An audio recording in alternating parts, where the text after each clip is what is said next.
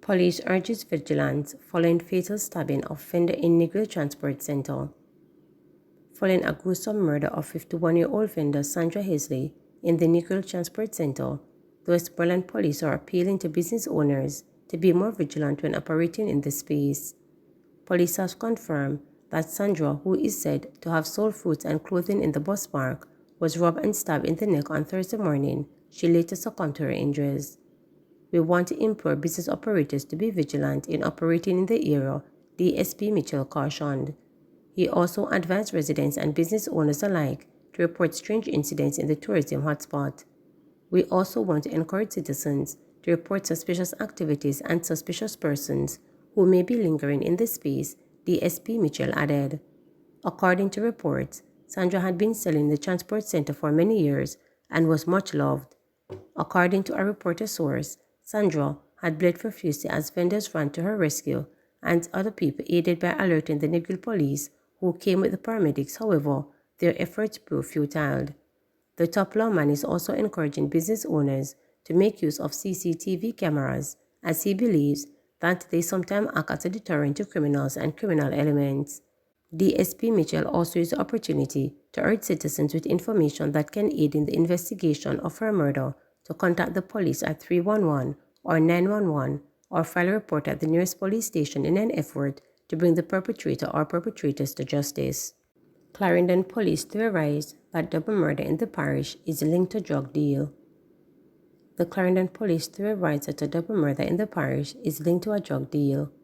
2 men were shot and killed in Racecourse, Clarendon. The deceased are 28-year-old Tevin O'Feil of Gimimibit and 24-year-old Brandon Thompson of Hatesfield, both in Clarendon. Head of the Clarendon Police Acting Senior Superintendent Carlos Russell said residents called the police about 3:45 p.m. after hearing loud explosions. When the police arrived on the scene, Thompson was seen in a ditch with gunshot wounds to the upper body, and O'Feil was found in a nearby cane field with gunshot wounds to the upper body. They were pronounced dead at hospital. In the meantime, Derek Hamilton has been named as a person of interest in the investigation and is being asked to report to the police. About 3:45 p.m., gunmen have shot and killed 2 men in the area.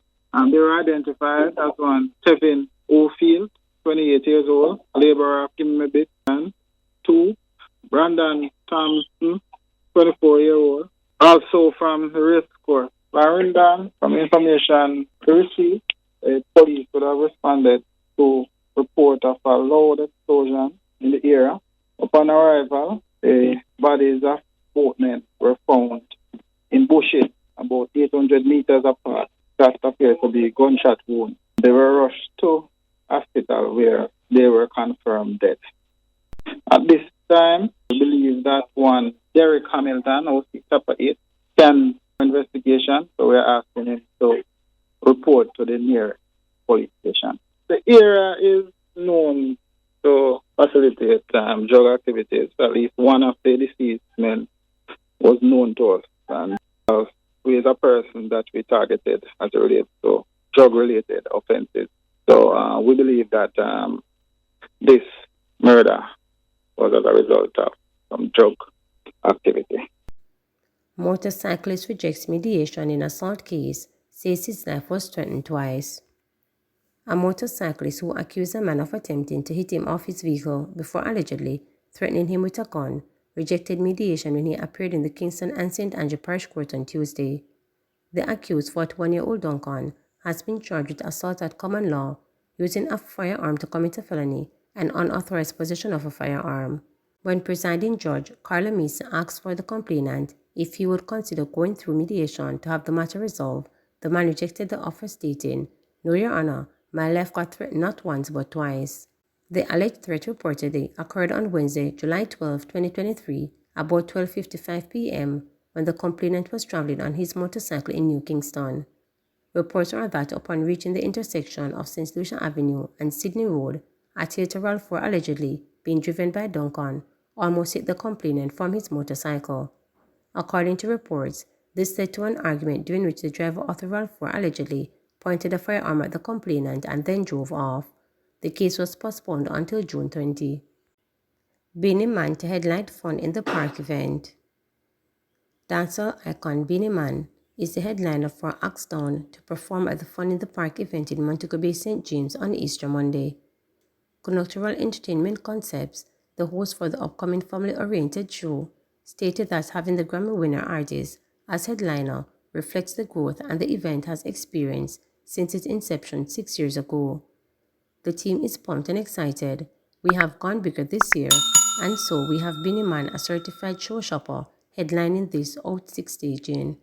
This is also an indication of the growth and extreme positive responsibility that the event has generated since we started.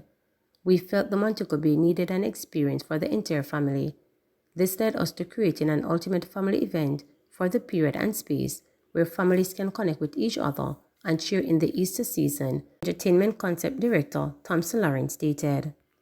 The event also features gospel artist Kevin Downswell, who will lead a segment of praise and worship, while fast-rising dancehall artists Ross Dunn and Coco and the High Flames family are also expected to perform during showtime. Patrons can come out during the day for good entertainment. Food plus lots of friends and kids will also enjoy their self-free rides. We have ensured that there's fun throughout the day and into the evening. DJ Hills, Jigga, and YM Entertainment are on the show, as well as MC Blaze has hosted duties. With this lineup and attractions, we're catering to all ages and demographics to ensure that we have a good solid entertainment, Thompson Lawrence added. Gates open at 12 p.m. and admission comes at a cost of $2,000 pre-sold for children and $2,500 for adults. Opposition Senator Damien Crawford urges Jamaicans to invest more in local manufacturing to boost the nation's productivity.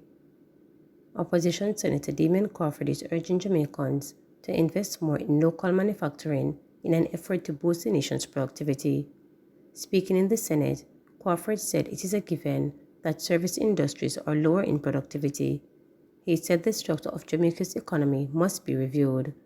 The productivity conversation is somewhat misplaced in Jamaica because we fail to acknowledge that service economies often report lower productivity. In economics, it's called the Baumol disease. The Baumol disease says the characteristics of service cause for it to find difficulty in productivity. If we're going to really look upon the productivity conversation, we might need to look at the structure of our economy to maybe shift to some level of manufacturing and other things that don't have the Baumol disease. This is a global conversation. So therefore, it is the structure of the economy will impact on the measured productivity of that. I'm saying that a service economy must factor the service component. Meantime, Government Senator Dr. Dana Marstix agreed that the improved productivity will be a critical component if Jamaica is to see sustained economic growth. She, however, noted that the importance of integrating technology into productivity. Both senators were making contributions to the debate at the appropriations space in the Senate earlier. If we're to get the kind of growth that we want, given the position that we are in, productivity is going to have to be a critical component. And we believe that technology is one area that will allow us to have increased productivity going forward. Digital transformation must be a steadfast pursuit in our national development mission. The appropriation bill contains provisions for the build-out of the digital public infrastructure to enable and support the development of this digital economy that we seek, that will be able to spur the kind of productivity gains that we want. Stiffer sanctions coming for environmental breaches, stated Samuda. Stiffer fines and penalties are coming for environmental breaches, says Minister without portfolio in the Ministry of Economic Growth and Job Creation, Senator Matty Samuda. He provided an update while making his contribution to the Appropriations Bill 2024 debate in the Senate on Wednesday. Senator Samuda said amendments will be made to the Wildlife Protection Act and the National Resources Conservation Authority Act to introduce stiffer fines and penalties for individuals and corporations. The fines under the NRCA Act and the Wildlife Protection Act have been the source of much consternation for a long period of time. For the current fines under the NRCA Act, the ceiling is $50,000 and $1.5 million under the Wildlife Protection Act. When we table the amendments which are coming, that will move to $5 million for individual for both pieces of legislation and $10 million for corporate bodies this year, putting in appropriate penalties for polluters in this country, he outlined. Meanwhile, the minister announced that the two environmental policies have been tabled in Parliament. They are the Protected Areas Green Paper as well as Jamaica's new watershed policy. Additionally, Senator Samuda added that Jamaica will complete its national policy on the environmental sound management of single-use plastics. We will begin to separate waste, in particular plastic waste, at all government facilities nationally. Jamaica will also enter Phase 4 of the ban on some plastic materials on June 1 of this year. This phase will include a ban on the manufacture and import and distribution of single-use plastic lunch boxes and on personal care productions that use microplastic, he noted. Senator Samuda also noted that Jamaica currently recycles more than 30% of the plastic bottles produced on a monthly basis. He said the government is committed to working closely with the National Solid Waste Management Authority and recycling partners of Jamaica to improve waste management targets. Please remember to subscribe, like, share, and click the notification bell for daily updates.